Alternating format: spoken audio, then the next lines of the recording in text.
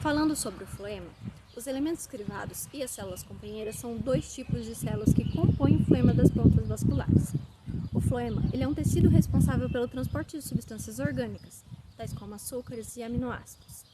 Elas são produzidas nas folhas ou em outras partes da planta desde que ocorra a fotossíntese e são levadas para outras partes da planta, como folhas mais jovens, que são no seu processo de desenvolvimento, ou também para raízes, brotos e frutos. Os elementos crivados eles são células altamente especializadas que formam os vasos condutores do floema. Essas células elas possuem paredes celulares perfuradas por aberturas que são chamadas de plasmodesmos.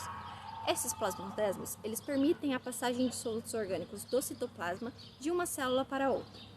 Os elementos crivados eles são responsáveis pela condução dos solutos orgânicos produzidos nas folhas através do floema.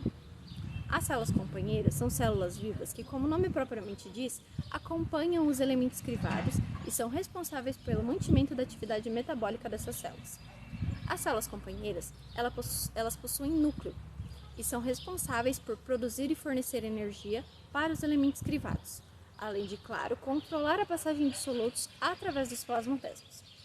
Essas células elas são muito importantes para garantir o fluxo contínuo desses solutos dentro do floema. O descarregamento dos solutos orgânicos no floema ele ocorre por um meio de transporte ativo, que é o movimento dos solutos contra um gradiente de concentração. E ele é realizado pelas células companheiras.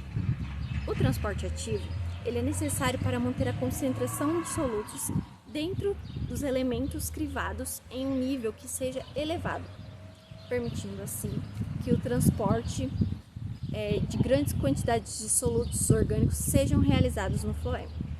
O transporte fonte-dreno é o processo pelo qual os solutos orgânicos eles são transportados do seu local de produção, que é a fonte, para o seu local de consumo, que são os drenos. A fonte, por exemplo, pode ser uma folha, desde que ocorra a fotossíntese. E o dreno ele pode ser também uma folha vizinha que esteja próxima e que esteja em desenvolvimento, mas também pode ser a raiz ou um fruto em crescimento. Durante esse transporte fonte-dreno, os solutos orgânicos eles são descarregados no floema, na fonte, e transportados através do floema até o dreno, onde são utilizados para o crescimento e a manutenção das células. O transporte fonte-dreno ele é influenciado pela demanda metabólica dos tecidos em crescimento, e isso vai determinar a quantidade de solutos orgânicos que é transportado do local de produção até o seu local de consumo.